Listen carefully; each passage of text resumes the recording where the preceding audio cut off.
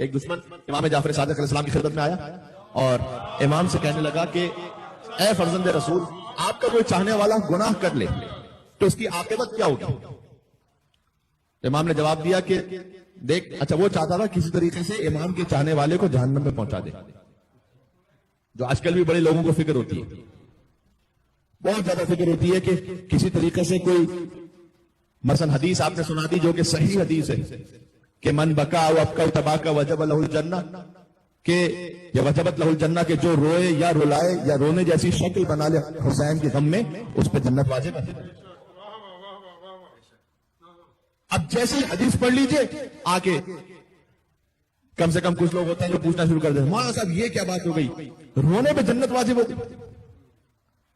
तो जनाब मौलाना खतीब अकबर मिर्जा अतहर साहब अल्लाह मकामहू, उनका एक जुमला मुझे हमेशा बड़ा अच्छा लगता है, उनसे हमने दुबई में जुमले को सुना था।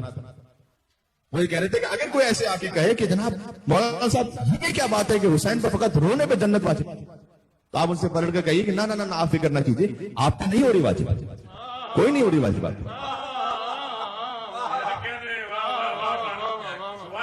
आपको कोई टेंशन लेने की जरूरत नहीं, आप पे नहीं वाजिब, जिस पर वाजिब हो रही है मौला हुसैन अलैहिस्सलाम उसे अता कर देंगे।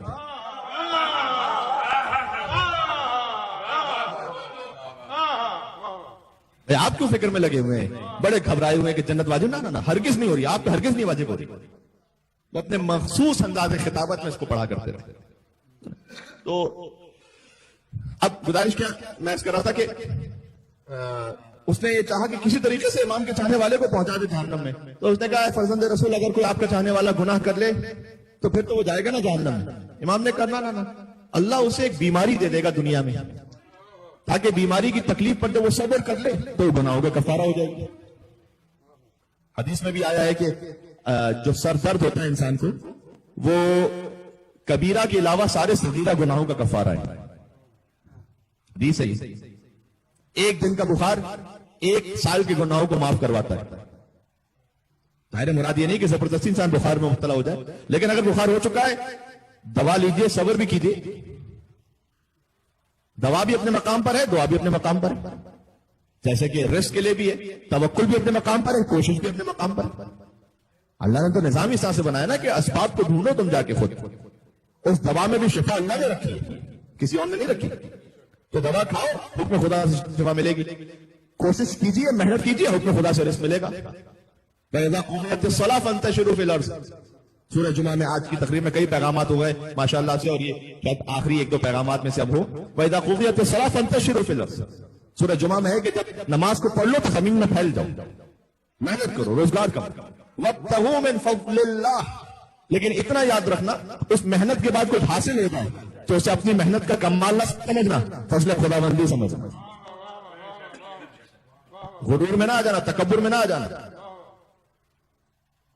तो बीमारी आ गई है, दवा भी कीजिए और अल्लाह की खिदमत में सब्र शुक्र भी बजा लाइए। तो इमाम ने कहा कि अगर कोई हमारा चाहने वाला उससे गुनाह हो भी गया है, अल्लाह उसे एक बीमारी दे देगा, उस बीमारी की तकलीफ में वो तकलीफ उसके गुनाहों का कफारा बन जाएगी। उस शख्स ने फिर सवाल किया, उसे चैन नहीं था उसे, कि अगर उसे कोई बीमारी भी ना हो तो वैसे ही वो मर जाए। फिर इमाम ने कहा कि फिर अल्लाह उसे एक बुरा पड़ोसी दे देगा, ताकि वो पड़ोसी जब उसे तकलीफ पहुंचाएगा और पड़ोसी के आज़ार और तकलीफ पर वो जब सब्र करेगा, अल्लाह उसकी वजह से उसको गुनाह माफ कर देगा। उसने फिर सवाल किया, उसे भी चैन नहीं आ रहा था। उसने कहा अच्छा अगर बुरा पड़ोसी भी ना मिला तो? इमाम ने कहा कोई बात नहीं, अल्लाह उसे बुरा दोस्त दे देगा। सुभान अल्लाह, कितने करीम, इतने करीम है वो हमें आखिर वक्त तक जन्नत में पहुंचाना चाह रहे हैं। सुभान अल्लाह, अल्लाह उसको बुरा दोस्त दे देगा, तो बुरे दोस्त की तकलीफ पर जब सब्र करेगा अल्लाह उसे गुनाहों को माफ कर देगा। उसने कहा कि अगर बुरा दोस्त भी ना मिले तो? होते हैं कुछ लोग ढीठपन में बड़े, कुछ दोस्त के भी मारे ऐसे होते हैं, आप खुद भी समझा दीजिए उन्हें। आजकल हमसे सोशल मीडिया पर वैसे भी मोमिनीन राब्ता करके यूं कहते हैं कि मौलाना साहब एक फला शख्स है, हम उसे इतना समझा रहे हैं बीबी की इस्मत के बारे में और बीबी की शहादत के हवाले से मौला कायनात की विलायत के बारे में, लेकिन वो समझ के नहीं दे रहा, मान के नहीं दे रहा। तो मैं उनसे ये कहता हूं जनाब, वमा अलैना इल्लल बलागुल मुबीन, कुरान भी कहता है कि आपका काम फकत बात पहुंचा देना है, जबरदस्ती मनवाना नहीं है। बहुत से रसूल की बज़म में बैठ के नहीं माने तो आपकी ऑफिस में बैठ के कहां से माने?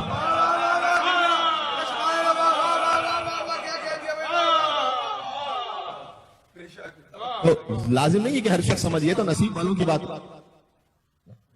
कदूरत हो, सुन लीजिएगा 4 मिसरे, आपको बहुत लुत्फ आएगा इन मिसरों में। कदूरत हो तो सच्ची बात भी मानी नहीं जाती।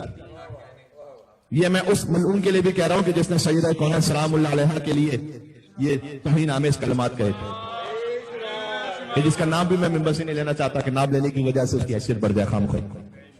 तो कदूरत हो तो सच्ची बात भी मानी नहीं जाती कि चश्मे कूर तक, जो अंधा है, चश्मे कूर तक सूरज की ताबानी नहीं जाती, कि चश्मे कूर तक सूरज की ताबानी नहीं जाती। भाई अब इतना भी न अपने कुछ बिगाड़ो बुग़्ज़ हैदर में, अब इतना भी न अपने को बिगाड़ो बुग़्ज़ हैदर में कि खुद तुमसे तुम्हारी शक्ल ही पहचानी नहीं जाती।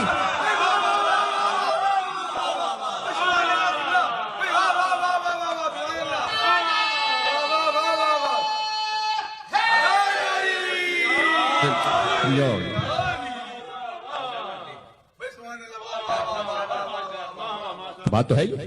तो कुछ लोग इतने बिगड़े हुए होते हैं कि उनसे अपनी शक्ल बुग़्ज़ हैदर में ना पहचानी जाए, इतने तासुब में होते हैं। तो उसने भी ये कहा कि ऐ फर्जंदे रसूल, अगर कोई आपका चाहने वाला गुनाह करेगा तो फिर तो जहन्नम में जाएगा। इमाम ने कहा नहीं, उसे अल्लाह बीमारी दे देगा। तो उसने कहा बीमारी भी ना हो तो अल्लाह, इमाम ने कहा कि उसे अल्लाह बुरा पड़ोसी दे देगा। क्या बुरा पड़ोसी भी ना मिले का अल्लाह बुरा दोस्त दे देगा, गुनाहों का कफारा हो जाएगा। बुरा दोस्त भी ना मिले, इमाम ने आगे कहा तो फिर अल्लाह उसे कोई बुरी बीवी दे देगा या बुरा शौहर दे देगा। दोनों बातें हो सकती हैं। ये फकत मैं एक ही तरफ की बात क्यों करूं, क्योंकि सामीन में मोमिनीन भी है, मोमिनात भी। तो अल्लाह उसे जो है वो बुरी बीवी दे देगा ताकि वो उसको जब आजार और अजियत पहुंचाए और उस पर वो सब्र कर ले तो उसके गुनाहों का कफारा हो जाएगा। अच्छा, उसने फिर सवाल किया कि मौला अगर ऐसा भी ना हो, शरीक हयात भी को अच्छा मिल जाए फिर? मौला तो मैं कह रहा हूं, उसने तो नहीं कहा मौला, कहा अगर शरीक हयात भी कोई अच्छा ही मिल जाए तब तो फिर गुनाहों का कफारा नहीं हो सकेगा। इमाम ने कहा ना, अल्लाह मरने से पहले फिर उसे तौबा की तौफीक दे देगा।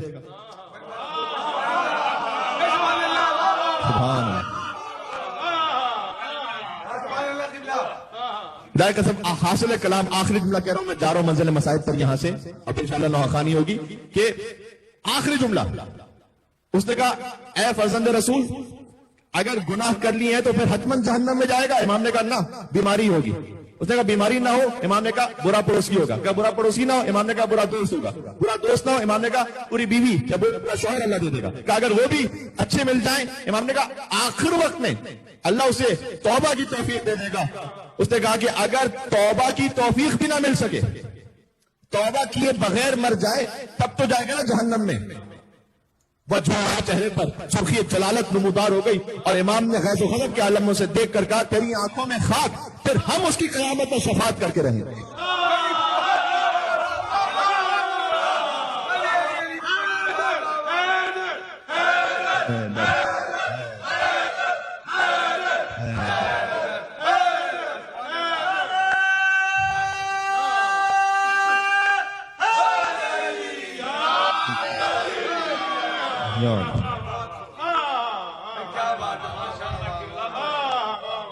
बात वाज़ेह हो रही है? सुभान अल्लाह। क्या क्या मेरे इमाम के करम के क्या क्या, हरगिज़ ये गुनाह करने का लाइसेंस नहीं है।